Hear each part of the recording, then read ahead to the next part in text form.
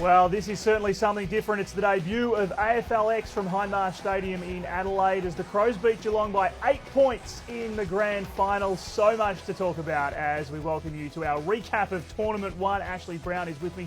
Ash, your first impressions? Well, it was a very intense 3.5 hours, a lot of footy played. It is a game for players who can run, who are very fit at this time of year, and as we thought, Maddie, not a lot of tackling. All right, a few key moments to talk about. Let's begin with the grand final, starting with a Zupa goal from Kirtley Hampton. It was a pretty impressive moment, this one, as we see him receive the ball from his teammate, load up and go bang to put the Crows well in front of a nice celebration there as well. Now, what about this man? A new star is born, Harry Deer. Well, Harry Deer, Maddie, plays well in grand finals if your name's Deer. His father, Paul, won the 1991 North Smith medal playing for Hawthorn, and Harry, who's been at the Crows now for 4 years, put his hand up at a really important time with a big second half in this grand final. Adelaide might be without Taylor Walker in round one, so great time for Harry Deer to put his name up in lights. Yeah, great movement there from Harry Deer. And we also saw a veteran of the Cats, Tom Hawkins, with this brilliant goal in the second half from a long, long way out. Here he goes. Bang. He can be a beautiful set shot for goal, Tom Hawkins, as well, and that sort of kept the Cats in the game when it was got a bit tight at one stage. And in the end, the Crows too good. Let's hear from the man of the moment for the Crows, Harry Deer.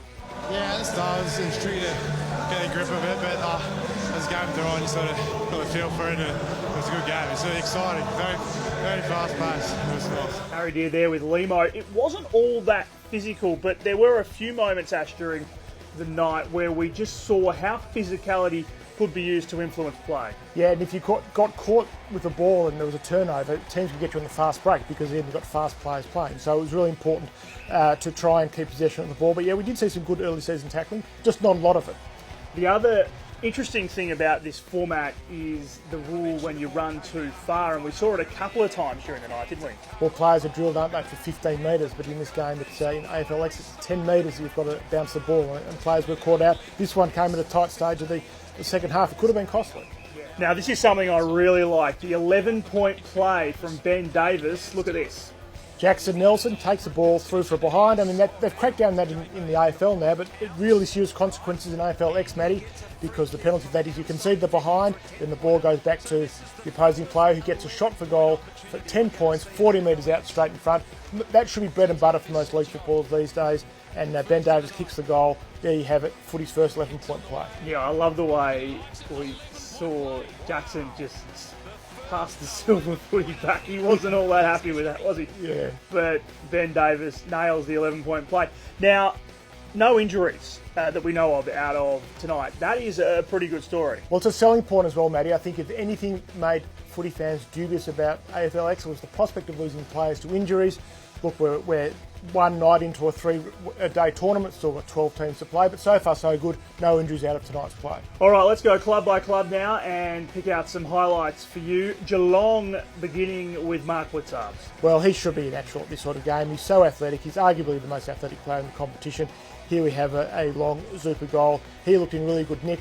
Dodgy haircut, but apart from that, a really promising opening for the season for him. Yeah, still peroxide apparently from Wacky Wednesday, would you believe? And Tim Kelly we see in the play here as well. He was impressive too tonight, wasn't he? Geelong have a great track record with mature age recruit out of WA as well. This guy, he was runner-up in the Sandover medal last year, which is a pretty good form guide. He looked like base, and you look at him he's got the physique. He could play round one. He looks ready. A bit of Matthew Lloyd about him too, with the grass in the air as he shoots from long range. Well, let's go to the Crows now and talk about the former cricketer Alex Keith, who was impressive tonight. Alex Keith, a great story. Came back to footy last year after several years playing cricket. Played a lot of senior footy for Adelaide last year and only got dropped just before the finals. He's put his hand up tonight for some good performance. Yeah, absolutely. In his first game in particular, we see a conventional goal there, and then there's another one coming up as we watch this piece of play. There wasn't a whole lot of traditional sort of lead mark and goal in the games we saw tonight, but that was one episode of it where he kicked the traditional goal. As I said, he's a beautiful left foot kick too. He kicks the ball so well. So he'd be thrilled with his form tonight. It's middle of February, but he's in good touch. And Jake Kelly was the other player who was pretty impressive tonight, as we see Harry Deer pop up again there. But the ball is coming to the hands of Kelly. Watch this as he goes for the long-range Zupa, lines up and kicks the goal. Now, you're a basketball man, Matty. There's a bit of that in the games tonight where players will take a mark inside 40, then go outside the key to a player to have the long shot and to get the 10-point goal. And that was a good example of that. Yeah, and another one here. It did feel a bit like that, didn't it, at times? There was a bit of basketball about this game. All right, let's switch to Freo now and have a chat about this man, Stefan Giro, who made a bit of an impact tonight. Well, Freo took a very young squad into the first game. They totally turned the team over for the second game, but Giro was impressive in the early game against Geelong. Did some nice things, and look, he's not going to play around or anything like that, but Ross Lyon was really thrilled with the application of the young players in the first game.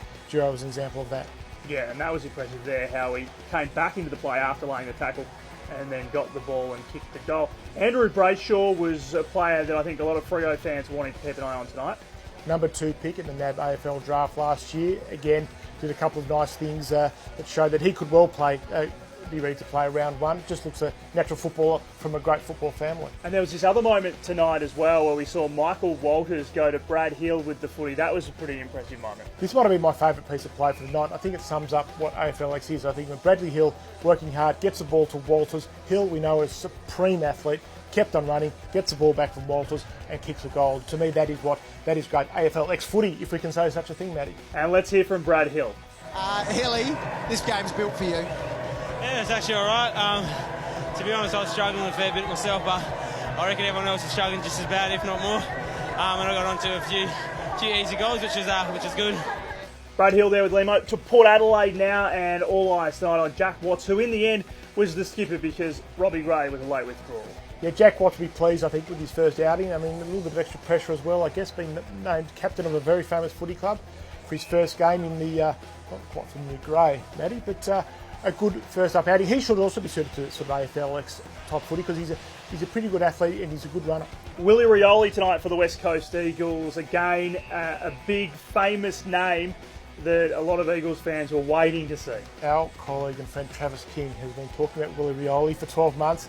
To get excited by him, he slashed a hammy last year, couldn't really play, but he showed a bit of excitement this year. All the West Coast will be talking about Willie Rioli. He's going to be very dangerous around forward, and he'll play round one. And we were also impressed with Jack Petrocelli. Yeah, he didn't play in League AFL footy last year, but he showed a bit of pace at one stage with this sort of dash through the midfield, taking his opponent on, running through the midfield and kicking a really nice, steady goal from just inside 40. And he stands out a bit too, which is a good thing. Let's turn to Collingwood now, and this was a really interesting moment tonight, Ash. James Aish with the footy. Well, when you've got 10 minutes a half and no time on, any opportunity to milk a few seconds you take, and here he is with the Joe the Goose goal by letting 5 seconds on off the clock while kicking the goal. Smart play by a player who needs a very big season. Now, the AFL frowns upon that, doesn't it, in the regular season? I don't think there'll be any memos going Collingwood's way after this performance. Yeah, no, you can't do that in the regular season. Want to have a look at this Braden Maynard Zupa goal as well, because this was pretty good from a long way out. Look at him go. That is low a great in the goal. Air, but that's a cracking goal. That's a great goal at any time and any standard. It wouldn't have been, it was inside 50 in the regular season, but it's a nice goal under pressure. And we also caught a glimpse there of the goalposts lighting up as well, which is another feature of AFLX. A final summation of the evening, Ash.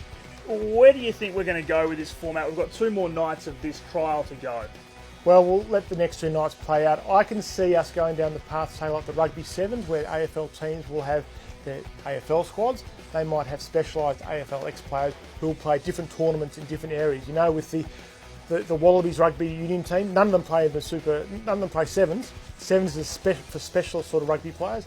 I can see that being down the path for AFLX, an international game, a game of weekend tournaments, and Collingwood may have its AFL team and its AFLX team. Or could we have franchises like Big Bash style, where you actually see players from different teams coming together to form specialised AFLX teams? Absolutely. I'm looking at a few mates of mine, and we could start a Caulfield team. We'll just buy great players and we'll send them around the world to play. Yeah, that could be the way to go as well. Ash, thank you for being with us. Thank you for being with us as well. It was Adelaide victorious on the opening night of AFLX.